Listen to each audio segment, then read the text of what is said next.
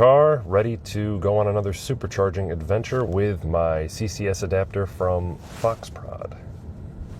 So we're going to unbox that when we get there. But right now we're just in the garage because I need to precondition the battery a little bit for that whopping 85 kilowatts that we're going to get due to the Kia's rear inverter booster being a little weak. But here's the car scanner data. We've currently got a minimum battery temperature of 57.2. I've had it preconditioning in the garage for about 20 minutes now. We're at 62% SOC with the little bacon icon there in the battery bar to show that it is being heated.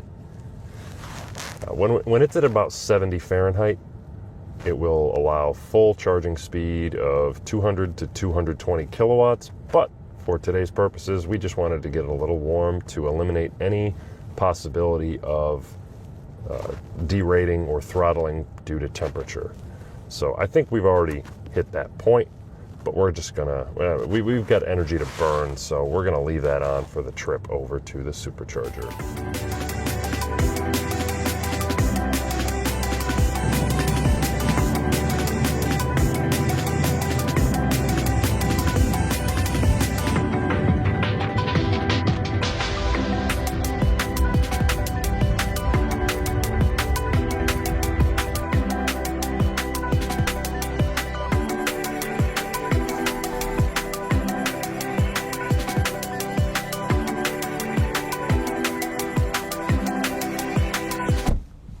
All right, we've gotten to the extremely busy Tesla Supercharger today. We're the only one here, which is awesome. I'm going to be testing out the FOCSPROD NACS to CCS adapter and hopefully just show how easy it is to use. This is a really nice size.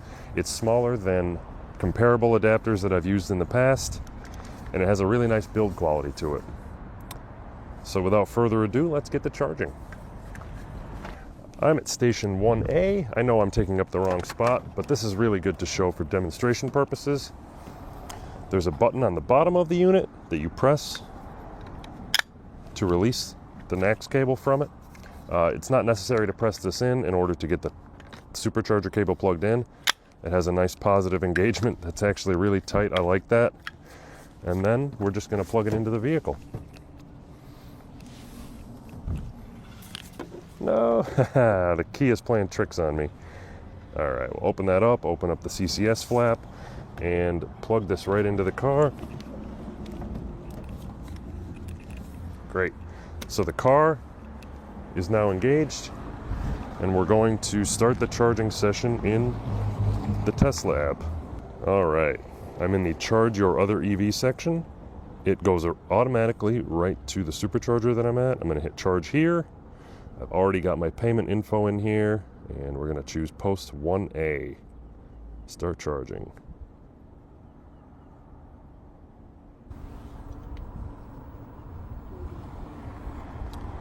There we go. There is a little bit of a delay in some cases. Look at that. It pre-authorized my Apple Card. The charging rate is ramping up. The adapter's doing a great job here.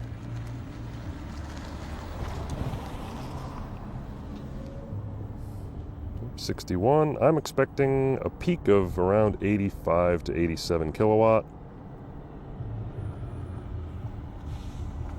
83, awesome. Let's check the vehicle. Okay, we've got a toasty battery charging at 84.8 kilowatts per the dashboard. Great.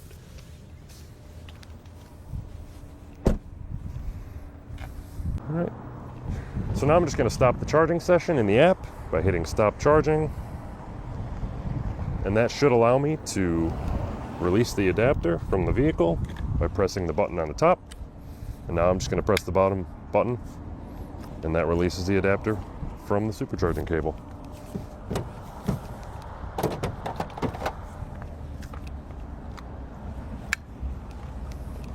All right, that was very easy. The adapter made it really nice and simple to charge at this supercharger station here in Johnson City, New York.